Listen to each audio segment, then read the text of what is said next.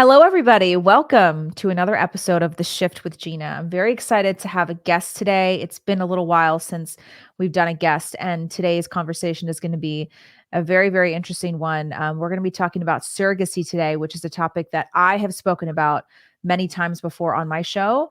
I talk about it on social media. It's a very hot topic right now that is gaining a lot of traction, particularly due to the fact that there are a lot of celebrities and influencers who are opting in for surrogacy. So it's becoming much more common for us to see it, much more common for us to talk about it. So we have somebody here who's going to help us unpack this issue and really get to the root of what's happening here and why so many of us, most of us on the right, but why so many of us in general just oppose the idea of surrogacy, mostly for the children's safety and the children's protection. But before we get into it, I want to remind you that this episode is brought to you by Charlize Skincare.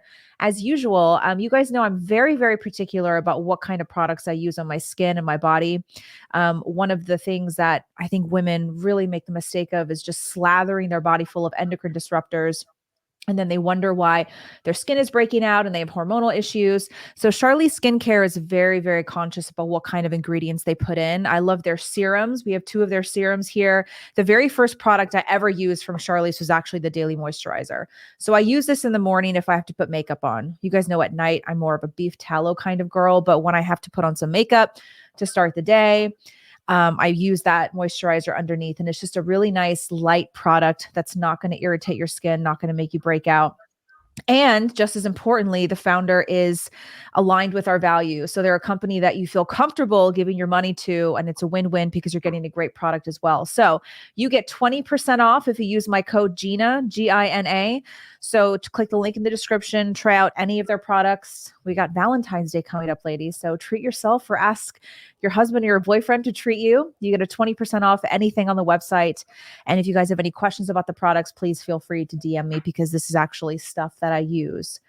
I hope that I would never try to sell you guys something that I don't use. I've been using Charlize for about a year and a half now. So check them out, Charlize Skincare. And now we can jump into our episode. Welcome, Katy Faust. I'm so happy to have you today. You and I have been following each other on social media for a little while now. I'm just a huge fan of the support that you give to children, especially in this conversation of surrogacy. Katy is the founder and president of a nonprofit organization called Them Before Us, which really prioritizes the needs of children over the desires of adults. So we're going to let Katy introduce herself. And Katy, why don't you tell us a little bit more about Them Before Us and the work that you do? Yeah, it's such a joy to be with you. I have been a fan for a long time, and it's wonderful to be able to talk to your listeners about surrogacy because, unfortunately, there is a surprising amount of confusion, even on the right, when it comes to commercially creating children who are going to lose their mother. And we can talk a little more about that. But what we're doing at Them Before Us is we're focused on a lot of different issues, really anything that intersects with marriage and family. We're going to look at it from the perspective of a child's rights and well-being. So children have a right. I think your followers probably would largely understand and agree that they have a right to life. These are fundamental natural rights, something that we can know based on natural law, something that is true whether or not it's recognized in our civil law. So children also have a natural right to be known and loved by both their mother and father. And if we can protect that right to both biological parents, we not only set them up statistically, I mean, research hands down would say a child is most likely to thrive physically, mentally, emotionally, academically, relationally when they are raised by their own biological mother and father in a married relationship. And so there's a lot of power behind defending children's right to their mother and father. Unfortunately, when it comes to any topic about marriage and family, children's rights and needs are very often completely ignored. So what we're trying to do at Them Before Us is take every marriage and family issue and not see them as disconnected. Oh, questions about cohabitation, reproductive technologies, the definition of marriage, when is divorce acceptable, who is adoption for? And we look at all of them really through the lens of what about the child? First, understand who the child is, what they need, and what they have a right to. And then you get the correct answer to all of these other manifestations of marriage, parenthood, birth certificates. I mean, you name it. If it has to do with marriage and family, we elevate the rights of the child first. And then we insist that all adults sacrifice for kids because the only alternative is for kids to sacrifice for adults. And that is a fundamental injustice. So that's what we're going to be Mm. talking about. That's the perspective I'm going to be bringing in this conversation about surrogacy, not necessarily what big fertility is trying to push, Mhm. not what this empathy for infertile couples or celebrities that are afraid of carrying their own children, or single men, double men, triple men who are acquiring children through these technologies. Not even, your sweet infertile friend that you desperately want to be a mother and who is unable to carry her own children. We're not going to be looking at that from the perspective of the adults. This conversation, I hope to accurately represent the rights and well-being of children and how this industry commodifies, discarded, and puts them at serious risk of abuse and danger. Mm. Yeah, when you say that, I like that perspective you say. It's either the parents sacrificing for the children or it's the other way around, and there's really not an in between there, is it? And this Right. reminds me so much of the viral story of Khloe Kardashian, right? That's probably one of the more popular surrogacy stories that we've seen in the culture in the last probably year. And she was talking about how difficult it was for her to bond with her baby, who Mhm. she paid another woman to carry for her. Obviously, this is a gestational surrogacy, so biologically, Chloe is the mother of this child, but she didn't have this physical connection to the child because she paid someone else to carry him for her. And so she's in tears and she's talking about how difficult it is for her to connect with the baby in the first year of his life. And then another similar story, Lance Bass of NSYNC, he and his husband, they acquired twins through surrogacy. He also said for the first year of the twins' life, that's a long time, the Mhm. twins were almost disinterested in him and his husband. And every time I hear these conversations, it's always from the perspective of how difficult it is for the parent. Right. And I'm over here thinking to myself, as a mom, and you're a mom too, how difficult, if you think it's hard for you as Right. the parent, how difficult do you think it is for this newborn baby that is just being thrust into this strange world and they have nobody that they know and can relate to help them navigate the world? Yeah, that's exactly right. And, at Them Before Us, we often explain surrogacy as it splices what should be one woman, mother, into three purchasable and optional women: the genetic Mm, mother who contributes the egg, the birth mother who gestates and bonds with the baby, and the social mother, the daily female presence in the mm, child's life every day. So in Khloe Kardashian's situation, right, she was the genetic mother. She's the social mother who raises the child, but she missed out on that critical bonding experience that the birth mother establishes with the child.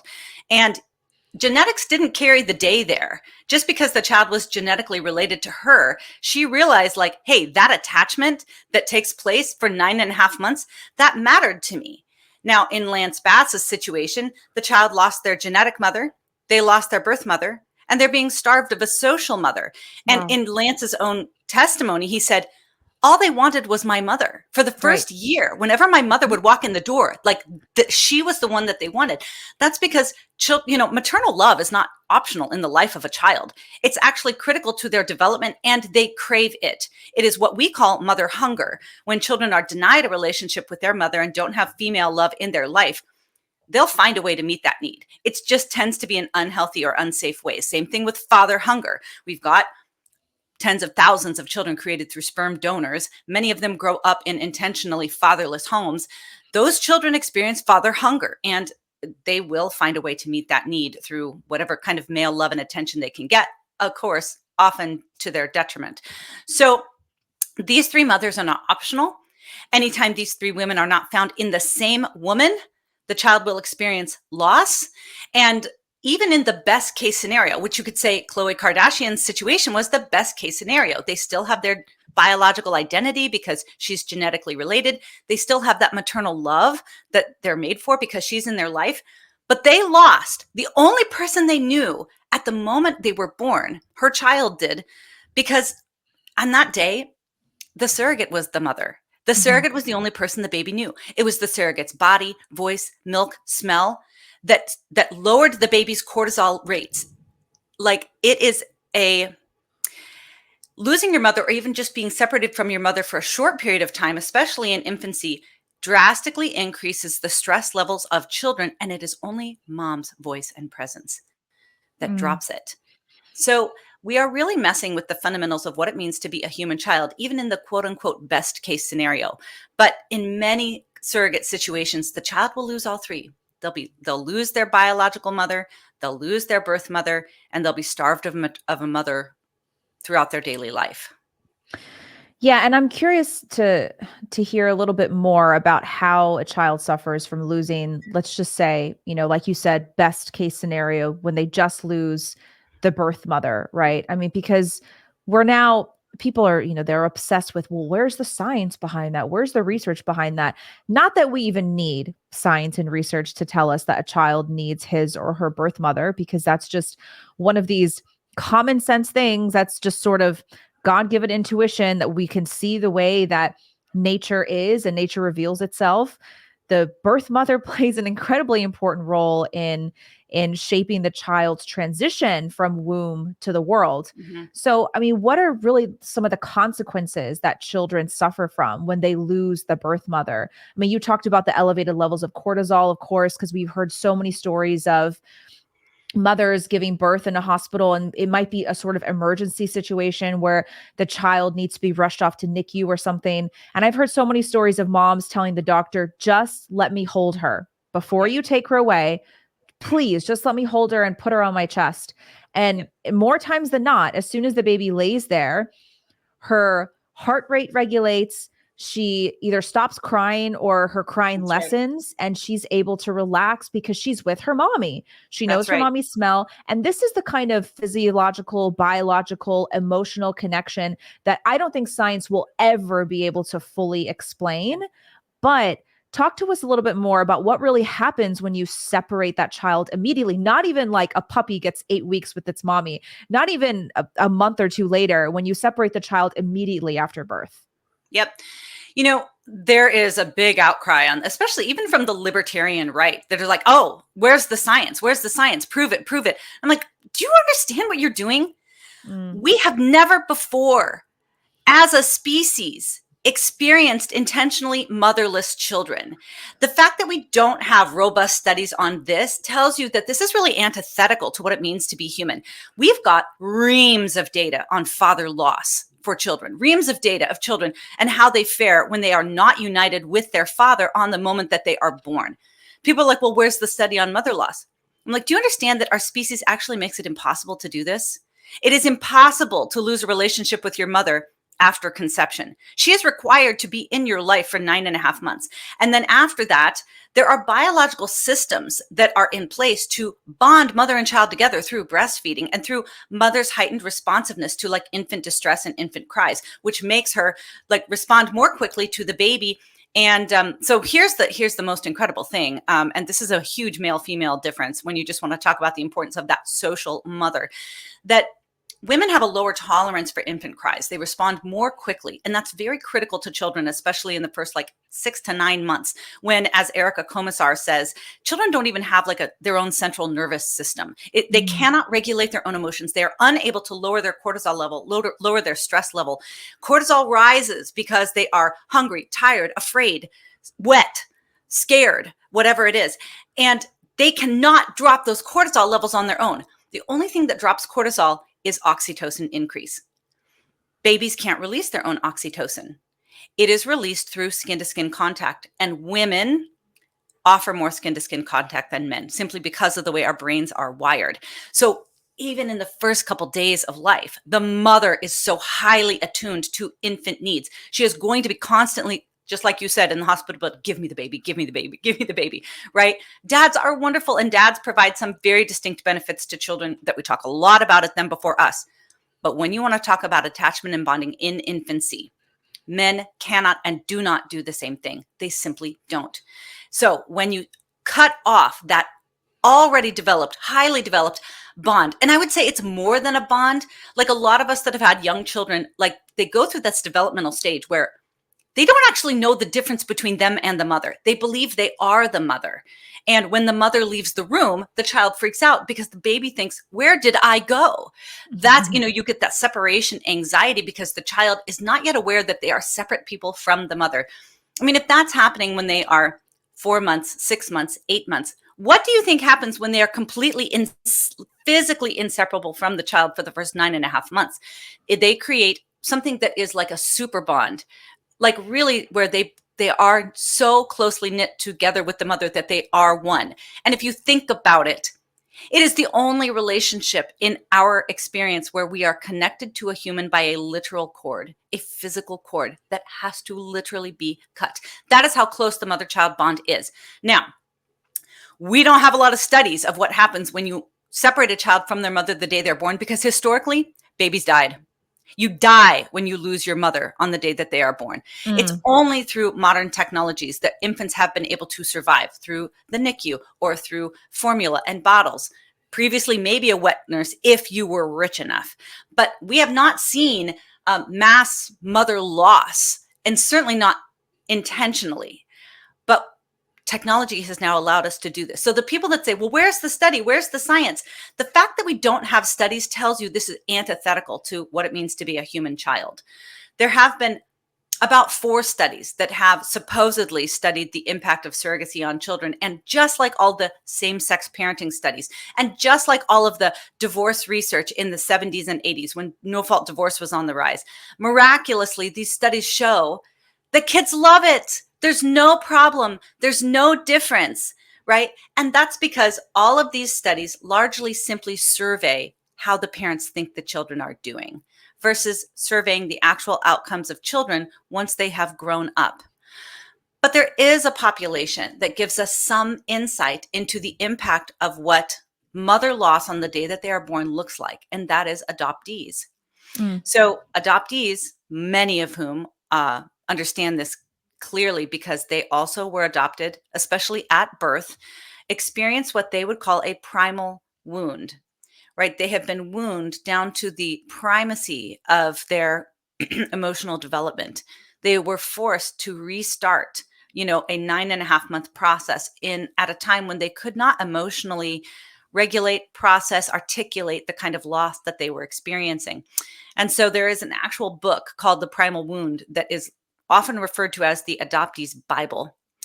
And it describes this almost universal experience of adoptees of feeling anxious, dealing with separation distress, abandonment issues, struggles to trust and attach. And what's very interesting is adoptees are largely raised by adults, adoptive parents, who are more wealthy, more educated, and spend more money and time with them than the Mm. average, even biological parent. And yet, these kids struggle with more externalizing disorders, more challenges in school, because there really seems to be something about interrupting that bond that has lifelong consequences. So just because we don't yet have the studies, because they would actually be cruel, it would actually be cruel to study this in children. So we don't study maternal separation in human babies. Um, it actually tells you that because we can't conduct these studies of maternal separation, it's probably not something we should be incentivizing technologically. Right. Yeah, and it's even still so disturbing to me that people demand studies. Like, do you really need quote Yeah. science to tell you that this doesn't feel right? It doesn't seem right. It's just something that you can use common sense to kind of observe and see. But you mentioned adoption, and this is one of the most common responses I get. Anytime that I talk about my opposition to surrogacy, there's always some smart aleck in the comment that's like, okay, so you oppose adoption too, right? It's the same thing. So you oppose adoption. I have my own way of explaining the difference between surrogacy and adoption. But I would love to hear you break those two down and explain why surrogacy is not synonymous with adoption. Yep. We do a lot of commenting and writing about this at Them Before Us, because it is such a common objection. And I'm speaking about this as a woman who used to be the assistant director at the largest Chinese adoption agency in the world. And one of the Wow. things that I was responsible for was compliance with adoption standards, state, national, and international, because there's a lot of best practice that has been developed in adoption over the last couple decades. And it is a highly regulated industry because it is so risky for children to place them with an unrelated adult. And it's risky to take them across international borders. And so there is a lot of frameworks that adoptive parents need to undergo. So the meta answer to that, sort of the big answer is both of these pathways to parenthood involve child loss. That is true. And in both of these situations, the child is often raised by an unrelated adult. That is true. That is where the similarities between adoption and surrogacy end. And here's several reasons why. When adoption is properly conducted, according to the safeguards and best practice, the child is the client. The goal at my adoption agency was not to give a baby to every adult that wanted one. Our goal was to find a loving home for every child that needed one. Mm-hmm. So in our framework, the child was the client. We are there to serve them. And that means some adults that want a baby don't get one. In big fertility, whether you're talking about surrogacy or just routine sperm and egg selling and buying, the adult is the client. The goal is to get them a baby no matter what, no matter the cost to the child. So there are two different ways of orienting yourself around this process. Number two, in adoption, the adults do the hard things. So I'm an adoptive parent. I know that a lot of people that are listening to this are. All of you guys went through extensive screening and background checks. You all had references done. You had people visit your home. You had supervision after the child was placed with you. Like, it was extensive. And sometimes there were areas where you said, we can't approve you right now because you have to have this change to your house, this change to your health. We need other references, or actually we want, I know adoptive parents that are like, you need to go to therapy for a while and then come back in a couple of years. Like, it's not a given that you're going to get a baby. Adults do hard things in adoption so that children's needs are met, specifically the verification that they are going to be safe and loved once they are placed in the home. In big fertility, the child does hard things for adults. There's no screening, there's no vetting, there's no background checks. If the adult has the money, they get the baby. And what that means is children are very often placed in homes where they could be at risk physically, mentally, emotionally. It is not in the best interest of the child to be placed there. It's simply the adult that's able to cut the largest check that gets the child. Mm. And then another huge distinction between adoption and big fertility is, in the adoption world, if money were ever to flow from the adoptive parent to the birth parent, it was no longer adoption. It was child trafficking. There are prohibitions against money flowing from the adoptive parents or the intended parents to the genetic family, to the birth mother, to the birth father. That was strictly prohibited because it would categorically fall into the sale of children. Oh, I didn't know that. Okay. Wow. Yeah. Yeah. I mean, and all the adoptive parents out there are like, yes. There's a lot of money that is spent in adoption. None of it goes to the birth mother. It goes to, I mean, when we adopted, we were scrutinized by the state of Washington, by at the time, the INS, the Immigration and Naturalization Service, by the Chinese government themselves. We had home studies. We paid for the dossier to be compiled. We paid to be scrutinized by the Chinese government. We paid to fly to China to visit our son. We did pay a required donation to the orphanage. But none of those costs went to the birth parent, right? They all went towards ensuring that we would be a safe placement for the child. So there's money involved in both. Mm-hmm. But big fertility is built on direct payments to genetic parents and birth parents. It is built on paying somebody to sell their egg or their sperm to you. And what you're paying for them to relinquish their parental rights. That's what you're doing. And in surrogacy, I think a lot of us think, well, this is altruistic. It's a woman helping her infertile sister. That can happen. But we are pushing commercial surrogacy because there's not enough women who are offering up their wombs for free to meet the demand. So commercial surrogacy is built on direct payments from the intended parents to the birth parents. This is categorically child trafficking. Wow. So it really does come down to, excuse me, treating the child as a commodity, as a product. Absolutely. This is right. This is exactly right. In adoption, adoption actually supports the rights of children because it recognizes that they are not an item to be cut and pasted into any and every household. But that's exactly what happens in not just surrogacy, but all third-party reproduction arrangements with big fertility, whether you're just buying an egg, whether you're just buying sperm.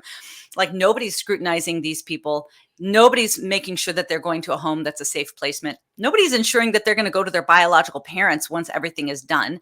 Like, this is simply about the buying and selling and designing and very often discarding or freezing surplus babies.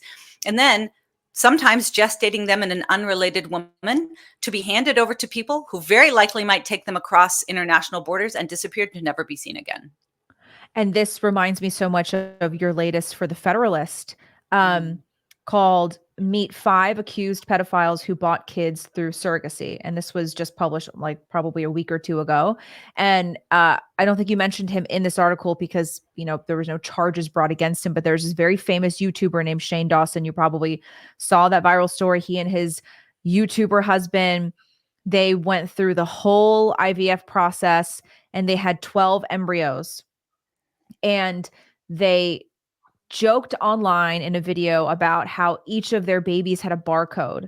And it Mhm. was just this viral thing that went all over the internet. They're like, ha ha ha, we have 6 boys and 6 girls, and which one should we pick? And this one has a look at this one's barcode. And they're just, laughing at this creation of life that from the very beginning is treated as a commodity.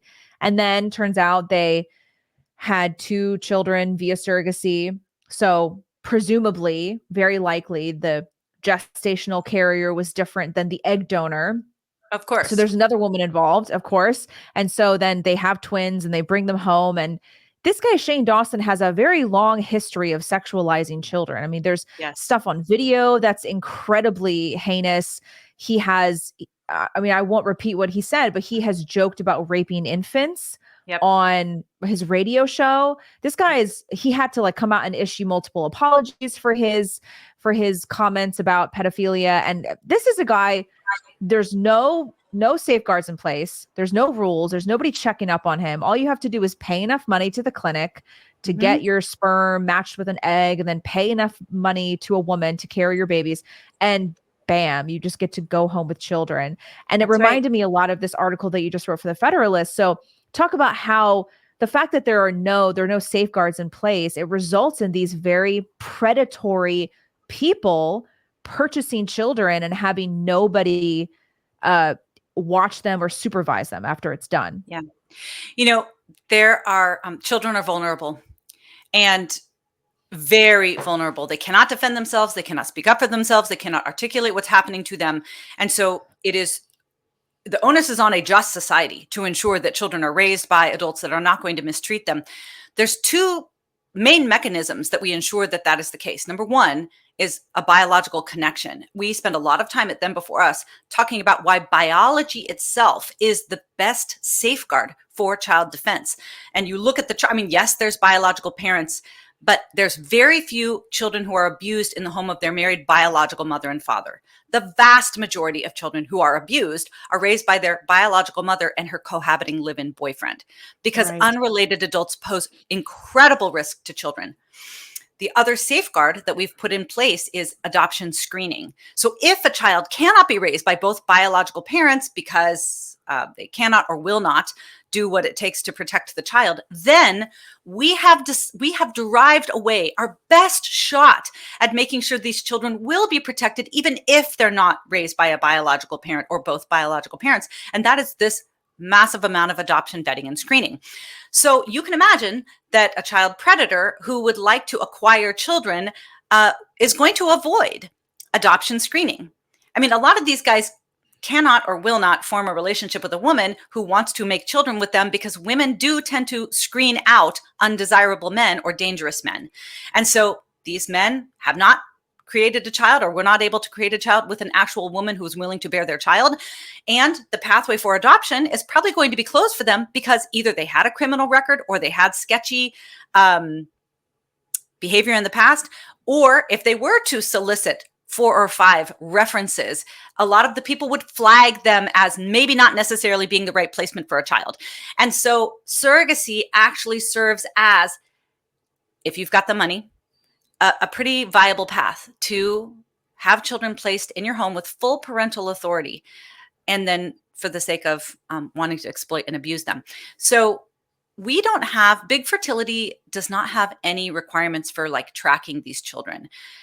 We don't know how many children are created through surrogacy. We don't know how many donor conceived children there are. We don't really have a good idea on how many IVF cycles and how many children are born through those IVF cycles a year, because anytime big fertility is required, or anytime legislation is passed to say, tell us what's happening to these children, they reject it. So they don't even want to report what is going on. So it's So we totally don't unregulated. necessarily, completely unregulated. There's a few places, a few states, a few countries that are starting to say, okay, if you're going to do sperm or egg donation, at least the child needs to have access to their biological information by the time they're 18. I mean, that's what we're talking about. There's a few proposals that say, well, maybe we should have some kinds of minimal screening, but a lot of those don't make it to the light of day. Like in Washington state, they passed a commercial surrogacy bill here in 2018. And it was a freight train. We couldn't stop it, but we said, at least subject these unrelated adults to background checks. At least make sure that they're not using mentally impaired surrogates to create children. I mean, at least make sure they don't have a criminal background. And all of the amendments were rejected. So this industry is hyper resistant to any kind of regulation, because it would undermine their bottom line. And this is, in essence, this is a cash cow for the medical world. It's all elective. And if you want it, you can buy it.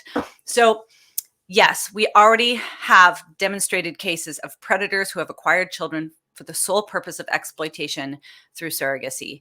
And we go through 5 of those cases in the article, talking about, men that subjected their children to pedophile rings, started abusing them within days of their birth, created child pornography using their surrogate-born children, or maybe ones that did not necessarily abuse their child, but a couple years after they procured their children, years worth of child pornography was found on their computer or their phone.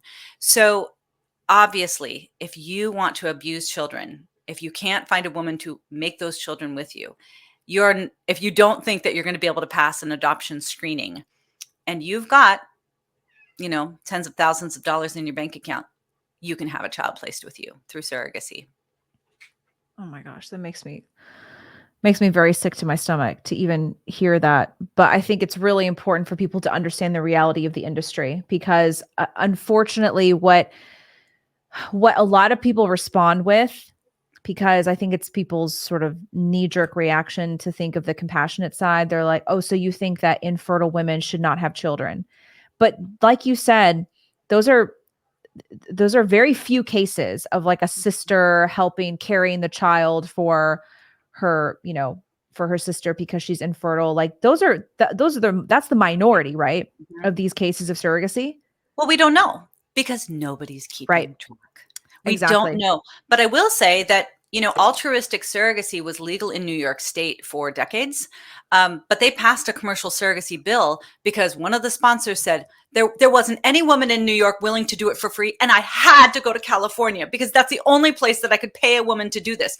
So commercial surrogacy is a thing, because it is hard to find an altruistic surrogate, somebody that will give 9.5 months of their life to what is always a categorically high risk pregnancy, to bond with a baby that they will be required to give away. Mm-hmm. Yeah. And I think that's another piece too, is that a lot of women don't realize that there are a lot of risks of putting essentially a foreign egg and sperm, a foreign embryo into your body, foreign DNA. We don't know what the rates are of miscarriage or anything like that, because again, it's not regulated. So we don't know what the statistics are, but just again, common sense. I'm sure a lot of times, because I know some people in the conservative political movement who have tried surrogacy in the past and they ended up with a couple of miscarriages. Mm-hmm. And, it's not necessarily public knowledge, but I know of these stories. Yeah. And it's almost kind of to be expected, because our bodies are designed to protect ourselves. Yeah. So you have this foreign DNA that's being just injected into your body. And it is a high risk, not only for the mother, but obviously for this child. And our culture has been so desensitized to the word embryo. We just think, oh, embryo, whatever. It doesn't look like a baby, so it's not a baby. It doesn't seem like a baby, doesn't cry like a baby. So what's the point? But that's a human life that's just as valuable as yours or mine. and you're doing this huge risk to place this embryo in a foreign chamber essentially. And Mhm. it's we become so desensitized to it. And one thing that I actually wanted to ask you as well, because we mentioned it before we started recording, was there's Well, an argument. let me talk Yeah, about sure. the health risk to women because, Yeah, you know, sure. surrogacy has largely been banned across the world and much of Europe based on what I would call the feminist argument, right? The argument that this is a method of exploitation of economically vulnerable women, which is almost always the case, right?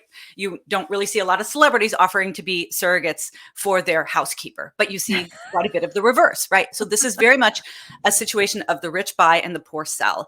Yeah. In terms of research on the impact of surrogate health, the Center for Bioethics and Culture has done some distinct research on this and looked at higher rates of miscarriages, underweight, preterm labor and delivery. And so it's interesting because you're exactly right for a variety of different reasons, whether it's just like the ART involved, right? The fact that this is not a naturally occurring pregnancy, it could be the the, the massive amounts of hormones that women need to inject into their bodies to make it a hospitable place or a pseudo hospitable place for the child. It could be the genetic dissimilarity that you mentioned, right? That the body realizes this is not a genetically related entity that's in me, but it is categorically and always high risk. Like if you are carrying a surrogate baby, the nurses, the doctors are all going to say, oh, this is a high risk pregnancy. And so then you look at people like Paris Hilton who say, well, I was just so afraid to give birth. I just have this fear of giving birth. Well, if she had carried her own child, she and the baby would have statistically been much safer. But instead, she outsourced that risk to another woman who statistically has higher rates of pregnancy failure, her own maternal health costs, and higher risk to the baby. So this, this article, this idea that this is not a big deal, that it's neutral for women. There are risks. Now, what are the risks? How much do we know? We're not sure because we don't, unlike organ donation, where we track the people that are involved in these medical processes. Like we said, there's no regulation of the fertility industry, so we cannot gather data on it Mm. at all. And they use that against us and they say, oh, well, there's no data and no science to Right. back you up. And then Right. that's weaponized against us. That's right. Yeah. And so we were talking a little bit more about the idea that surrogacy also commodifies women. And this is Mhm. also an argument that's popping up a lot more now. I always find it very odd when I see like organizations online. They're like, we're feminists and we're against surrogacy. And I'm like, okay, that's odd. But they Mhm. claim that surrogacy is a commodification of women.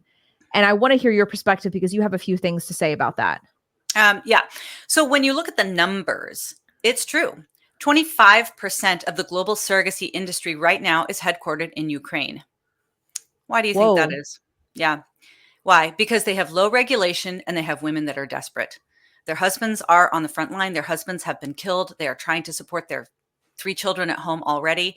And so this is a place where you can just watch big fertility, and they are always in search of places that have high numbers of women that are economically vulnerable. And we've saw that, throughout the last 10 years. Like, for example, India opened their doors wide to big fertility, and they ended up setting up like factories of women. Julia Bindel did some incredible research on this. She's a feminist. And I mean, literally, it was just like, I mean, you could look through catalogs of women's naked bodies, but from the neck down, right? Don't look at their face. They're not a real person. Just kind of like a slave auction, just kind of grab the breast, feel it around. Oh yeah, this is good stock. This is what we need.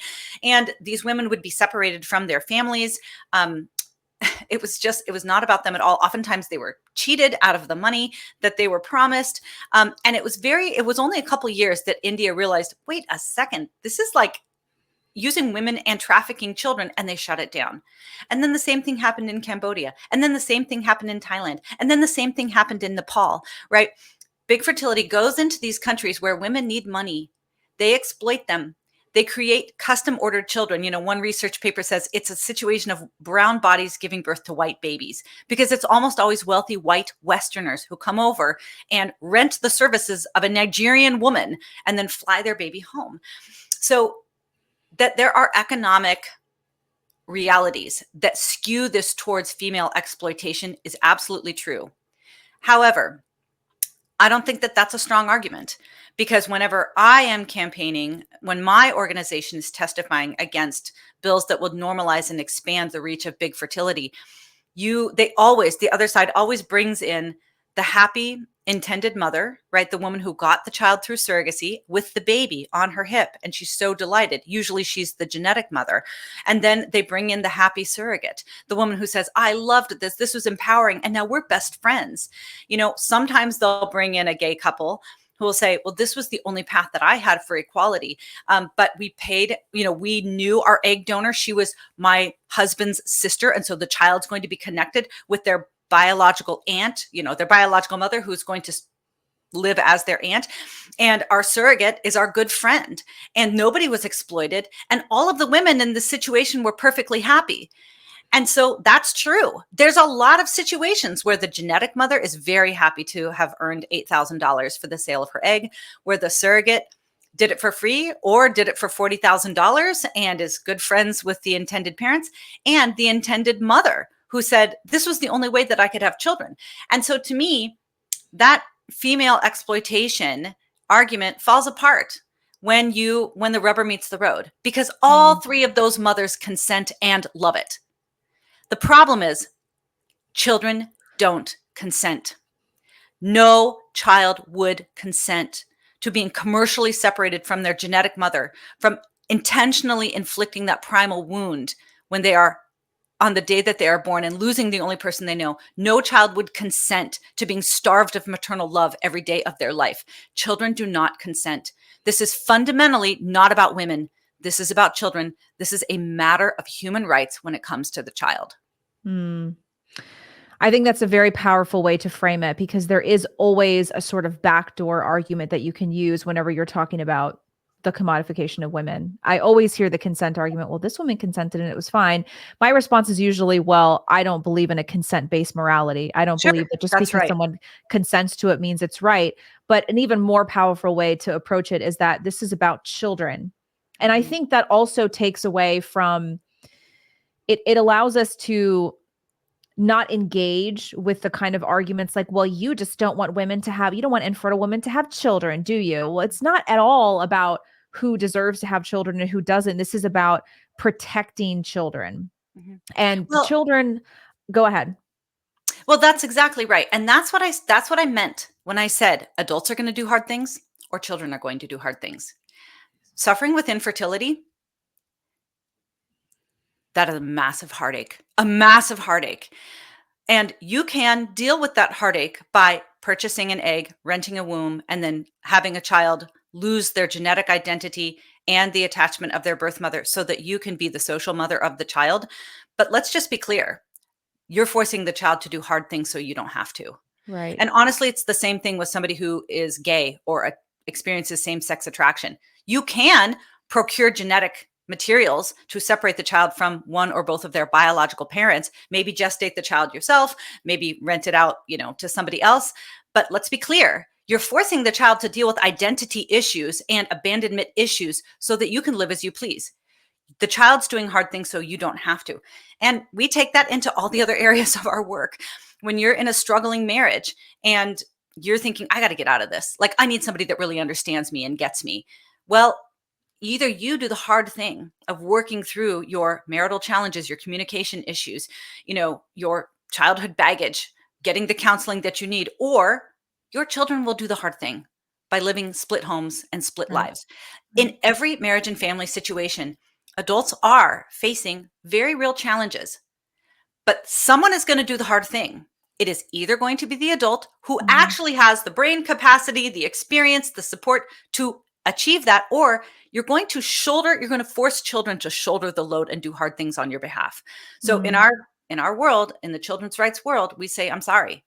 No, I don't care. It's not that I don't care. I'll empathize with you.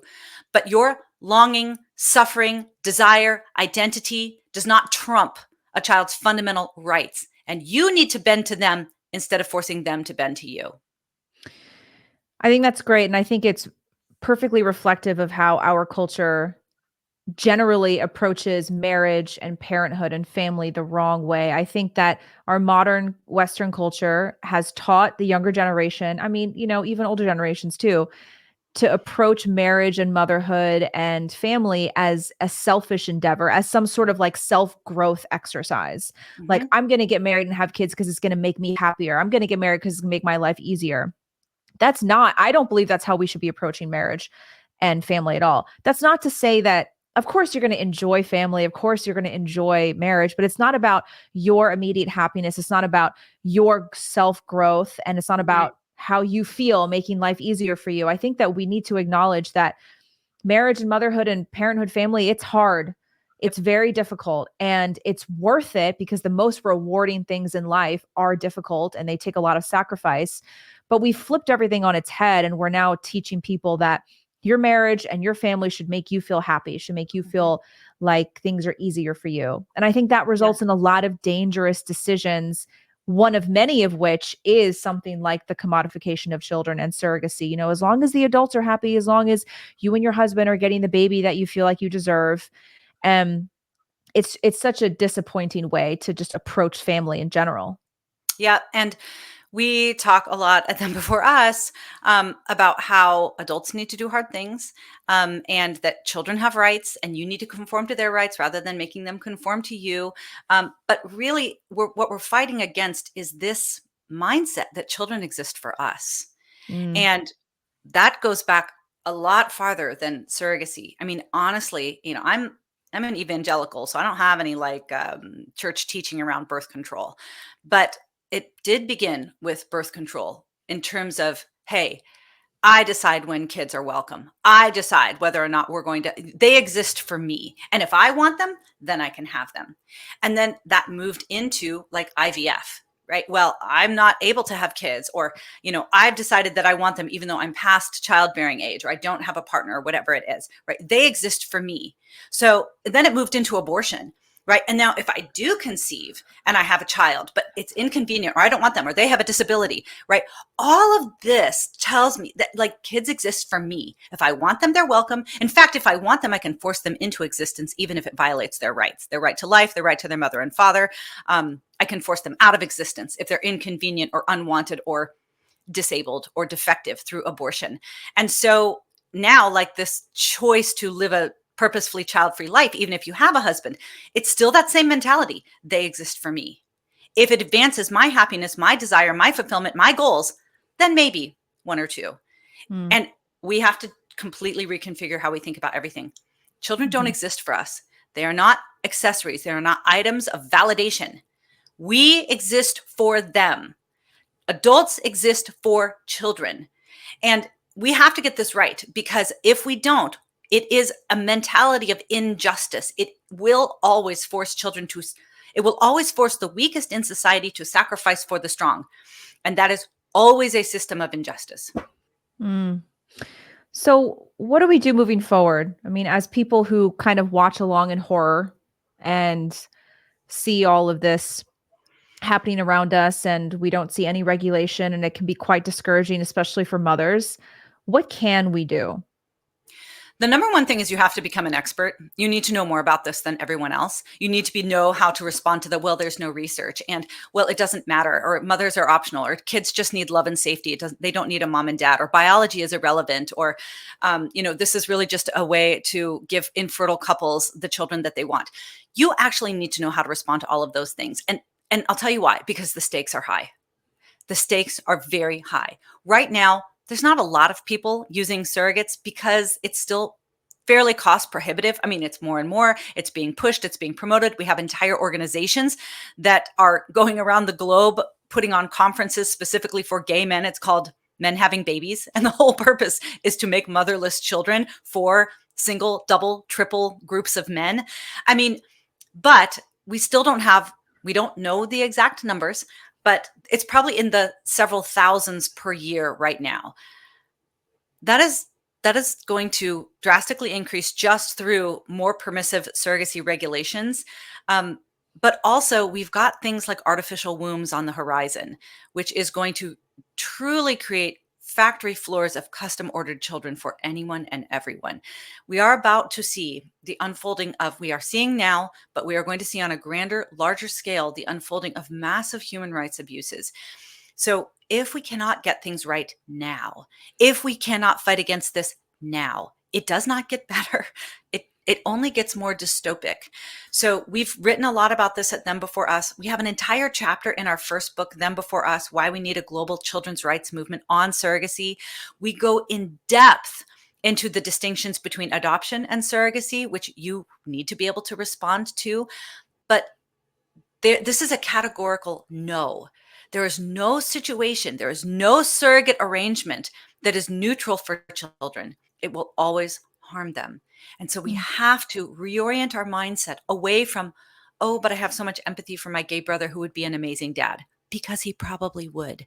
And reorient our mind around, no, children are not items to be bought, sold, designed, and discarded and delivered to anybody who wants them. We have to begin with a posture of child defense, and we need to get very, very serious about it, because I will tell you what, nobody, not big fertility, very few politicians, very few media influencers, nobody is going to advocate on behalf of the child. That is your job. That is my job. And the stakes are very high. Hmm. Well, I love what you do, Katy. I'm so grateful for everything you do, because I think right now you're one of the strongest voices we have to understand surrogacy better, and I think that more people should know who you are and support Them Before Us. So where can people find you, and what are the best ways to support Them Before Us? Go to thembeforeus.com, scroll down, subscribe. We're taking over the world. I mean, that's it. Like, I intend this to be a global takeover, that every country and every conversation about marriage and family would begin with, hey, what about the child? And then we would insist that the personal and the political bend to the rights of children. So come, join us, be a part of this. Like, the world needs an army of child defenders. We have a podcast. You can look for the Them Before Us podcast. We will bring you up to speed in terms of audio. Our first book, Them Before Us, is, oh my gosh, we got a couple hundred footnotes in some of the chapters, because it is research heavy, but also you will read dozens and dozens of stories who were raised in these children raised in these modern families. So you can look them in the face yourself and say, the way that we are designing and arranging families these days that always require a child to lose their mother or father, you'll be able to hear their stories for yourself. And that lights a fire in me when you actually see the real children who are harmed by it. So come to Them Before Us. Get on board. Let me equip you. Stay in touch with us. We will make you fierce warriors on behalf of children, and nobody will be able to stand against you. I love it. I love it. Well, thank you so much for your time, Katy. This is fantastic. I would love to do this again, because I know that there's so much more in this topic that we can uncover and we can unpack together. So thank you so much for your time. Everybody, please go follow Katy and Them Before Us. And thanks for listening, everybody. And we'll see you next time.